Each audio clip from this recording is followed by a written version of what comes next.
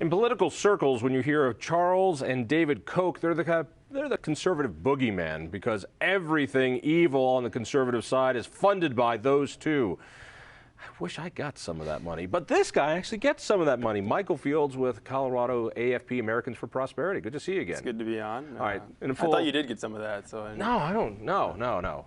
It's good to know. Is there a way to get some? I didn't get the memo either because a lot of my time spent talking with Colorado donors, and so if that money's just sitting there, I'm missing out on it. It's interesting that when the left put together an incredible funding model with George Soros and others here in Colorado, it was Tim Gill and Pat Stryker and Jared Polis, that those names were not taken in vain. The Koch brothers in political circles, if you're on the left, these guys, they're hated. I mean, hated, and there's this thought that they're actually spending all their own money for what they do,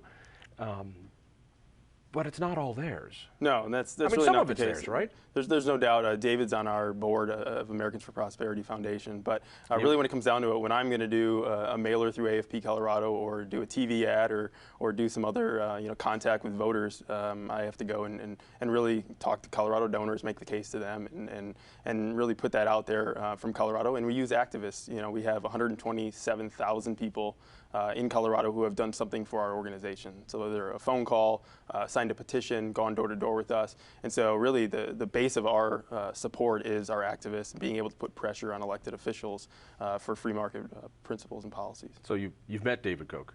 I haven't met haven't? Charles either, no, neither of them. But they control you. You get the little red phone on your desk, they tell you what to do in the morning, and Yeah. off you go. Yeah, that hasn't happened yet. So. All right, the smear of being Koch funded, I'm always amazed how often Independence Institute is Koch funded. Right. No, I wish. God, I wish. Bring it on. But why is that such an epithet? And what the Koch brothers do is they bring together rich people and ask them for money to go into politics, which makes it seem like it's all their money. Well, I think really the criticism for the Koch brothers would be that they really push certain policies that will benefit them personally, and really it's quite the opposite. If you listen to what Charles says or what David says, they're very much against crony capitalism. Because you have political influence with certain people that you get your way, they say no, we don't want those kind of deals, and it goes all the way down to the local level for us in terms of fighting crony capitalism, all the way down to something like the Gaylord Hotel. Is to say, we think there should be an even playing field across the board for people. Yeah, lower taxes, lower regulations, but not deals or handouts to certain sectors or certain companies because they have political contributions. What is Americans for Prosperity? So we're a free market grassroots advocacy group, and so basically we do door-to-door phone calls, we do events, we educate voters, educate citizens on the different issues, and really a conservative economic issue base. And so we don't touch some of the other issues of guns or social issues or foreign policy. We stick to things like Obamacare, things like healthcare in general, so education. On the political spectrum, there's different groups. There are think tanks that kind of do policy work. There are groups that go out and register people. There are activism groups which go out and burn the shoe rubber, knock on doors. And that's what you guys And that's do. our lane, yeah. That's where we have the technology. We have iPads out. We're going door to door with door hangers, talking to people at their front step about the issues that matter to Colorado and the nation. And really, we get involved in local issues too. And so we have right now we have 9 field directors, we call them. They're across the state in 5 different offices across the Front Range, and they really drive the policy agenda in their area. Everything from bag taxes that people are upset about, all the way up to federal issues too. Their fees. So I'll make it very clear. Their fees. That's why we don't have to vote on them. Their fees. Right. Yeah. Okay. I believe you. Fees. Right. Fees. All right. What's the connection between AFP and AFP National? Is this one big system, or do you guys have a lot of autonomy what goes on here? So we have a lot of autonomy, especially on the state issues that we pick. So we sit down, I sit down with my field directors, with my team. My regional director is Dustin Zavanek, who was the former state director here, and so have that conversation about what issues do we think are going to be important in the upcoming year. And so that's a really fun process, and we've gone through that, and we've come out with some of our agenda items for this next session, for example. And then things like the single payer, ballot initiative will be on the ballot this upcoming year. And so figuring out what's the best way to use our activists, to use our donor base too, that we can be effective in fighting for these free market economic policies. What's a counterpart to you on the left? Well, I think they did this a lot better than your team for a lot longer. Give me a Well, I think counterpart. when you brought up kind of that Gang of Four, and they put a lot of money into ground game type stuff, I think that it's been successful. That the left has done a really good job of grassroots activism. We're on the conservative side. There's really good think tanks. There's really good thought and policies, but it's how do you get that out to the people? And so having these events going door to door, I think that the left has that's a majority of what they do, and we're really playing the catch-up game. I think what a lot of Coloradans might not get is that the reason the state has so many left-leaning politicians now compared to the registration balance in Colorado is that of infrastructure, the kind of stuff that AFP is trying to do, things that we do. But the left has been able to build a huge infrastructure of think tanks, political organizations, media groups, outreach groups, investigating reporting groups, legal harassment groups. They know how to build this stuff. None of it actually revolves around a candidate or one particular issue. It's there to help all of the left causes.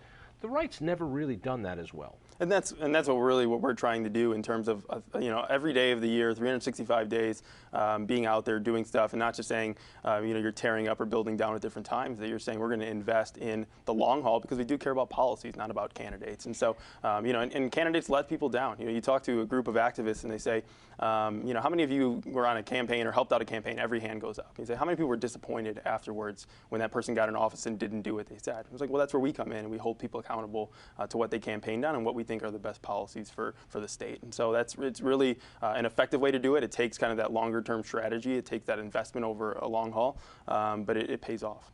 You were involved on the upset of Udall, that is, that taking down Mark Udall and replacing him with a Republican candidate. A lot of people didn't think that was doable. A lot of things fell into place. One, a candidate who could actually win, a likable candidate, and likability is a big deal.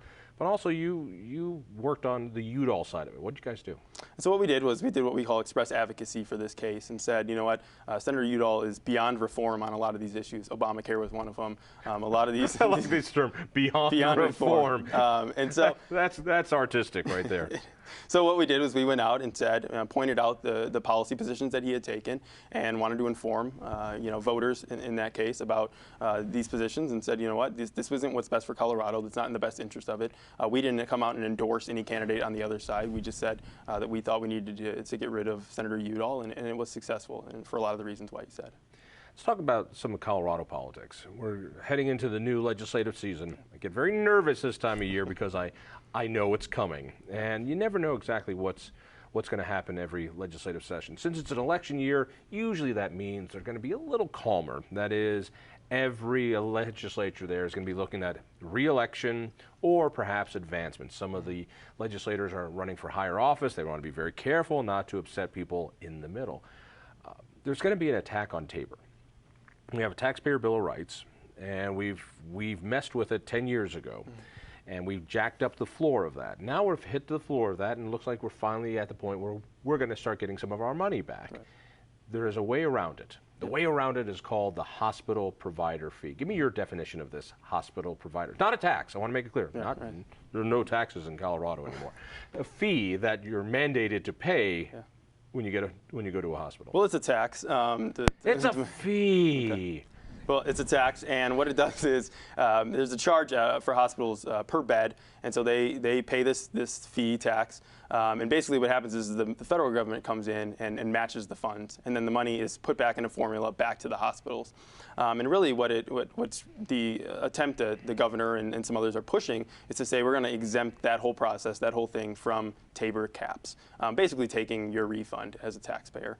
And we are very much against this. It's one of our top priorities at the legislature. Let me weigh on this for a second. This is the long term that I think the left does so much better than the right, which is when Ritter was governor, they passed this questionable fee. And it was just, it's a fee. And written into the fee language was, on your hospital bill, it cannot show up as a separate line item. Now this is genius because it takes away any transparency, so you see that you're paying X percentage for your hospital stay.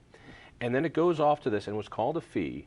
And we yelled, we barked, we said this is what's going to happen. Now we're at a point where they say, well, if we don't call it a fee, but we put it into a separate category called an enterprise, we can take it off the books of the state government, and $600 million of excess revenue will not be returned every single year. This is clever, and that's why doing something so many years ago builds up to something today. And the governor put a lot of pressure in terms of these budget cuts for education, for the hospitals, for transportation, everything else, and said, there's a lot of pressure that's going to be on the state Senate to pass this move from out of the general fund. But I think thankfully Senator Cadman last year said this was the worst bill that they ran the last session, and so I think it'll be strange if something changes this next session. But I think there's a ton of pressure. There's a ton of pressure. There's a ton of pressure coming. You're worried that the Republicans might cave? I think it's possible, but I think that's the #1 priority for AFP to make sure that doesn't happen. Because really, when you look at it, this is an end-around around Tabor. They've tried to go to the ballot and get this stuff done in 2011, 2013, billion-dollar tax hikes that have failed. Now we're just trying another way to get these refunds, to get this money, and say, that's not what the taxpayers want. What's also amazing, we've only got a minute left, is that this need to keep it is because of the Medicaid expansion program that Hickenlooper signed. So we expanded Medicaid like this, and now, as people said, now it's going to cost you. And we've been talking about that since that happened, to say, this is going to come up. Medicaid expands so much that it crowds out everything else. Now, K through 12 education, transportation have to suffer.